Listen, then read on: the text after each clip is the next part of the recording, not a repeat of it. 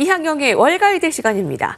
12월도 고난이도로 시작한 가운데 이항영 위원님과 함께 하시기 바랍니다. 자, 어서 오세요. 네, 안녕하세요. 뉴욕 증시 어제와는 달리 반등을 시도했는데요. 오늘 마감은 어떻습니까? 어제와는 완전 반대의 방향이죠. 그 비트코인 어제는 또 86,000달러 이하까지 가더니 오늘은 뭐 92,000달러, 뭐 결국 91,000달러 위로 좀 올라가는 모습으로 진행되고 있는데요.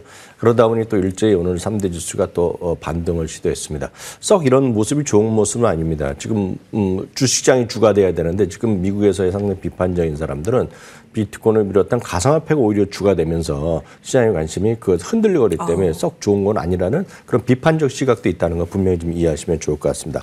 어찌되었건 3대 지수 오늘 소폭 좀 어제와 달리 좀 반등을 시도했지만 어제만큼의 하락을 완전히 다 회복하지는 못한 흐름이었다라고 보셔야 되겠고요. 굳이 특징적을 찾는다 그러면 최근 들어서 엔비디아와 더불어 상대적으로 부진했던 팔란티어, 소프트웨어의 대장주라고 볼 수 있겠는데요. 이런 것들이 슬금슬금 반등을 시도하고 있습니다. 팔란티어 비롯해서 팔란티어 등이 속해 있는 관련된 ETF, AI 관련된 ETF죠. 대표적인 것이 블랙락에서 하는 것 BIA라는 ETF도 있겠고요. 또 유명한 댄 아이브스가 직접 이름을 따는 아이브스라는 ETF도 있겠고 아니면 소프트웨어 쪽을 중심으로 IGV라는 ETF도 있는데요. 이런 것들 모두 1.5%. 하여튼 바닥권에서는 최근 들어서 3, 4일째 좀 전체적으로 반등을 시도했기 때문에 주목하실 필요가 있어서 오늘 특징으로 간단히 살펴봤겠고요. 오늘 S&P 전체 포함해서 다우지수 중에서 아마 특히 다우지수는 가장 많이 올라간 주식은 보잉일 텐데요. 네. 보잉 이제 지난주였나요? 지난 주말에 이제 에어버스요. 에어버스가 이제 일부 기종에서 갑자기 이제 급강하면서 전 세계적으로 리콜이 나오면서 상당히 이슈가 됐잖아요. 뭐 그래서 그런지 모르겠지만 보잉이 오늘 상대적으로 부각된 측면이 하나 있습니다. 다만 그런 뉴스뿐만 아니라 뭐가 있었냐면 CFO죠. CFO가 지금 수년째 지금 현금 흐름 적자였는데 내년엔 드디어 현금 흐름이 흑자로 돌아설 수 있다. 현금 흐름입니다. 현금 흐름이 흑자로 돌아설 수 있다는 그런 멘트가 나오면서 오늘 보잉이 오늘 거의 10%가 넘게 오는 종가로요. 급등한 것이 오늘 제가 봤을 때 특징주가 아닌가 싶네요. 네. 팔란티어 관련한 상품들 많이 올랐고요. 예, 보잉이 오늘 폭등, 오잉 정말 좋습니다. 예, 자, 인사이트 열어볼 텐데요. 자, 뉴욕 증시는 12월 투자자들에게는 가을 수학 이후에 기대감이 꽤 높은 달입니다. 함께 주제 만나보시죠. 12월의 월스트리트 왜 승자들을 위한 달인가? 그러게요. 모든 자들을 위한 달이었으면 좋겠는데요. 그러면 우리가 승자가 되어야겠군요. 오늘은 올해 12월 핵심 동력을 찾아본다고요. 네. 그저께도 한번 12월 시장에 대해서도 지난 주말에 잠깐 다룬 적이 있는데요. 12월 달은 큰 틀에서 보면 좀 승자라고 해서 뭐 어렵게 생각하실 게 없겠고요. 그동안 올해 좀 들어서 강했던 주식이 더 강할 수 있다라는 얘기예요. 그래서 위너가 계속해서 더 올라갈 수 있다. 그런 얘기. 반면에 좀 재미없던 주식, 지난주에도 말씀드렸다시피 20% 이상 하락한 주식 지금 재미없을 거다. 이런 얘기를 잠깐 말씀드렸는데 그런 것들은 이제 개념적인 얘기들고 오늘 실증적으로 분석한 자료가 있기 때문에 그걸 위주로 좀 말씀드리겠는데 마침 오펜하이머가 왜 12월 달에는 위너가 즉 승자가 계속 올라갈 수 있느냐 이거에 대해서는 얘기를 했는데요. 1928년 이후 1928년이라는 건 S&P 500이 현대적인 모습을 갖춰진 시기라고 보시면 되겠는데 S&P 500이 시작한 이래 12월 달은 모든 팩터 중에서 모멘텀 팩터라는 건 어렵게 생각하실 게 없습니다. 미국은 모멘텀 팩터란 말이 있다 그러면 그냥 올라가는 주식이 더 올라간다라고 보셔야 되겠는데요. 12월 달은 올라가는 주식이 더 올라가는 그런 팩터가 모멘텀 팩터가 가장 영향을 미쳤던 달이 1년 12달 중에 12월 달이다라는 얘기하고 있는데요. 12월은 강한 게 강한 거다. 이렇게 보면 되겠네요. 두 가지 요인이 있다는 거죠. 첫 번째는 세금 손실을 확정하려는 요인. 그러니까 예를 들어서 이익을 내고 나면 미국은 4차 8차에서 이익 난 거에 대해서 일단은 이제 세금을 보고해야 되는데 실제로 손실 난 것을 손해를 치고 이익 난 것을 메꾸면서 결국은 이익의 폭을 줄이죠. 괜히 손실 난 거를 확정짓고 않았다가 그냥 세금만 더 낼 수 있으니 이익 난 거는 냅둬두고 손실 난 거를 딱 처리하면서 손실을 보여주면서 장부상 세금을 줄이려. 그러니까 더 쉽게 얘기하면 수익을 좀 줄이고 싶은 거죠. 확정짓기는. 그런 요인들이 있다라고 보셔야 되겠고요. 반면에요. 실제로 세금을 손실해서 만든 돈은 또 뭘 하고 있느냐. 예를 들어서 윈도우 드레싱이라고 표현할 수 있겠는데요. 펀드 매니저 입장에서 보면 이거 좀 더 자기의 수익을 더 돋보이기 위해서 올라가는 주식에 대해 더 베팅한다는 것입니다. 그런 것들이 시장의 흐름이라고 이해하시면 되겠습니다. 그래서 11월까지의 승자가 있고 12월까지 패자. 최근에 12개월 동안에 그걸 다 조사를 해봤더니 12월 달은 유독 승자가 패자보다 그동안 최근 12개월 동안의 승자가 패자보다 수익이 더 좋았다는 겁니다. 그래서 1년 12달 내에 가장 좋았고 실제로 그런 최근 12개월 동안의 수익률에 구분한 승자 패자에서도 승자가 상대적으로 더 빛났다. 그런 얘기를 한다라고 보셔야 되겠고요. 그런 관점에서 오펜하이머가 아예 딱 이번 승자이면서 지금 12월에 더 좋을 만한 주식을 몇 개를 딱 집어놨습니다. 그래서 그것들이 오히려 흥미로울 텐데 표를 한번 정리해 봤는데요. 여러분들이 아실 만한 중에서 램 리서치입니다. 램 리서치 올해 100% 이상 올라갔는데 실제로 이런 것들이 투자 기간도 여전히 유지 비중 확대 내지 매수 기간을 갖고 있다는 얘기죠. 오펜하이머 기준으로 이런 것도 올라갈 수 있다는 얘기하고 있겠고요. 엔비디아도 마찬가지. 마이크로소프트는 상대적으로 올해 재미없었지만 이런 마이크로소프트, 엔비디아 그리고 그 램 리서치 정도가 지금 시장에서 더 올라갈 수 있는 주식으로 얘기를 하고 있다는 걸 참고하시면 좋을 것 같습니다. 다만 늘 말씀드리지만 개별주에 대한 매매에 대한 부담이 갈 수 있다는 거죠. 그런 분들은 이런 강한 주식을 더 쫓아가는 가장 쉬운 방법을 할 수 있는 ETF도 소개해드리겠는데요.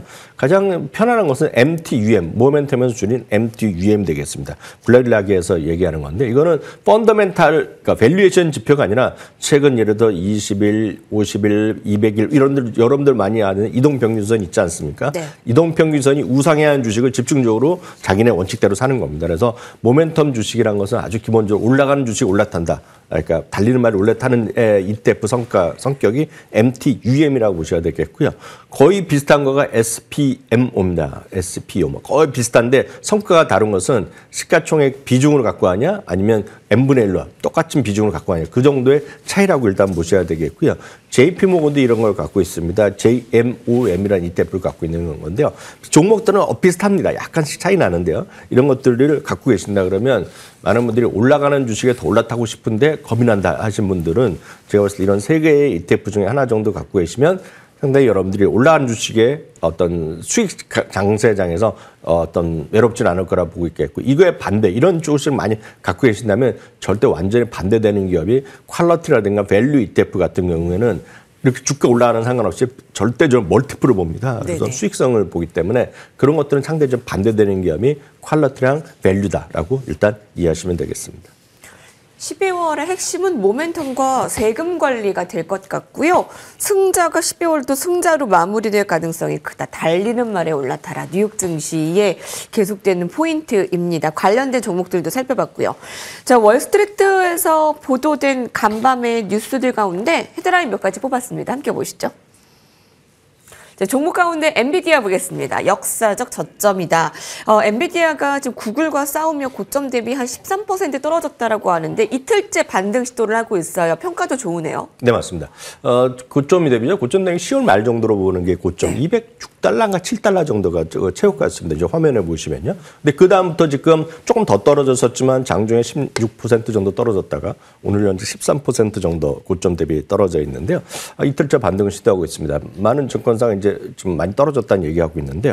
구체적으로 뱅크 오브 아메리카는 개념적으로 많이 떨어졌어요. 이제 살만한 이런 개념이 아니라 구체적인 수치를 갖고 얘기합니다. 늘 말씀드리지만 미국 주식 하실 때 보면 쉽게 해서 내피셜 이런 거는 의미가 없습니다. 내피셜을 갖고는 미국 주식으로 움직이지 않습니다. 그래서 항상 근거를 갖고 얘기하는 사람들의 의견을 좀 주목하셔야 될 거라고 보셔야 되겠고요. 그런 관점에서 뱅크 오브 아메리카는 이런 얘기를 하고 있습니다. 선행 PR이 우리가 흔히 얘기하는 12개월 예상 실적 PR인데요. 25배를 얘기하고 있습니다. 과거에 이 정도까지 떨어졌을 때요. 이거는 역사적 저점 수준까지 떨어져 있다는 것인데요. 이렇게 25배까지 떨어졌을 경우에는 과거 사례에서 보면 3개월에서 6개월 내에 P가 30배에서 40배 수준으로 올라갔다 얘기합니다. 그래서 네. PR이 이렇게 떨어지면 어떤 계기론 간에 주가가 올라갔다는 얘기하고 있고 평균적으로 이번 시도에는 37배 정도를 얘기하고 있습니다. 그래서 그 정도는 그런 주장이 있다라고 보셔야 되겠고요. 두 번째는 요즘도 이제 브로드컴 최근 한 2, 3일 쓰고 있지만 브로드컴과 이거 상당히 비교가 되고 있지 않습니까? 브로드컴 대비 할인율인데요. 지금 브로드컴 대비 지금 이 주식의 엔비디아가 밸류에이션이 40% 정도 싸게 거래되고 있다는 거죠. 근데 지금 싼 게 좀 억울하지 않습니까? 과거에 보면 평균 10% 정도 할인까지는 오케이. 근데 지금 40%를 할인돼 있는 것은 너무 싸다. 그런 얘기를 하고 있다라고 보셔야 되겠습니다. 그래서 앞서 말씀드렸다시피 뱅크 오브 아메리카는 PER 기준으로 보면 37배 정도까지 갈 수 있다. 상당히 올라갈 수 있다는 얘기하고 있는데 뭐 가봐야 되겠지만 지금 25배는 여전히 싸다라는 얘기를 하고 있습니다. 두 가지 정도 추가적으로 펀더멘털 얘기하고 있습니다. 경쟁에 대한 우려를 얘기하고 있지 않습니까? 그래서 네. 구글의 뭐 GPU 거기에 관련된 제공하는 뭐 브로드컴 등등 얘기하고 있는데 실제로 보면 아무리 잘해봤자 내년 이후에 지금 10% 정도밖에 그들이 점유율을 못 갖고 간다는 겁니다. 나머지는 엔비디아를 갖고 있다는 얘기를 하고 있겠고요. 그런 관점에서 또 하나 추가하고 얘기하는 거가 지금 TSM에서 다 물건을 제공하고 있는데 TSM과 엔비디아 계약 상황이 전적으로 엔비디아 위주로 물건을 생산하기 때문에 실제로 지금 구글의 GPU를 충분히 받아갈 수 있을지 생산할 수 있을지에 대해서 약간 퀘스천 마크가 있겠고요. 모건 스탠리는 더 직접적인 얘기를 하면서 엔비디아를 사야 된다는 얘기를 하고 있습니다.